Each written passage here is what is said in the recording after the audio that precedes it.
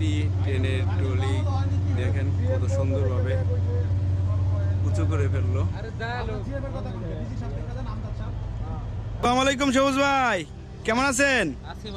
ভালোই ভাই, কেমন আছেন? এই তো আছি আলহামদুলিল্লাহ। আজকে 2906 এর কি কাজ করতেছেন ভাই? আমরা 2906 এর বেয়ারিং বসাইতেছি।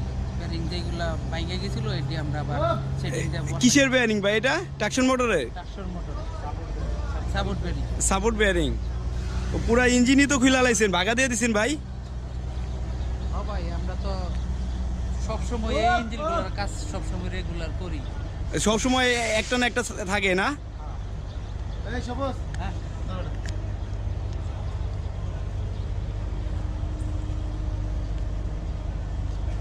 না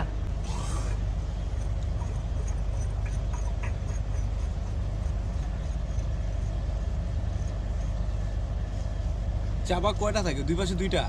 হ্যাঁ, একটা ইঞ্জিনে ট্রাকশন মোটর কয়টা থাকে? ছয়টা। একটা একটা দুইটা বললো ও আর একটা বলতেন। দুইটা দেখো। এই যে সামনে 2906 ট্রাকশন মোটর চারটা আছে না? চারটা। এই একটা ট্রাকশন মোটর, ওই পাশে আরেকটা ট্রাকশন মোটর।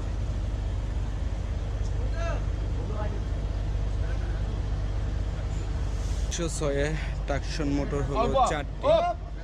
তো এই যে এই পাশে একটি আছে, ওই পাশে আরেকটি আছে। তো এগুলো কিন্তু অনেক ভারী যন্ত্রাংশ।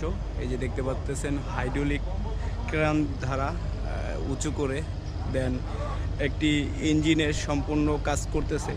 ইঞ্জিনে ছোটোখাটো বড় যত সমস্যা আছে, তো ঢাকা লোকো সেকশনে কিন্তু এই ধরনের কাজগুলো করে থাকে। যেমন এই যে এই চাকাটা যদি খারাপ থাকতো তাহলে এখান থেকে চেঞ্জ করতো।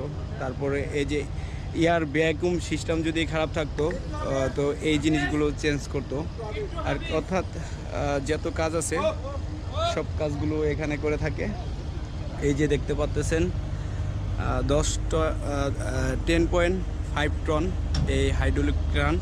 এই হাইড্রোলিক ক্রান ধারায় কিন্তু এই 2906 এর ইঞ্জিনের ট্রলির সম্পূর্ণ কাজ করতেছে। অনেকে জানতে চান এই ওয়ার্কশপটি কোথায়। তো এই ওয়ার্কশপটি হলো কমলাপুর রেল স্টেশনের ডান পাশে। তো ডিজেল ওয়ার্কশপ এবং লোকো ওয়ার্কশপ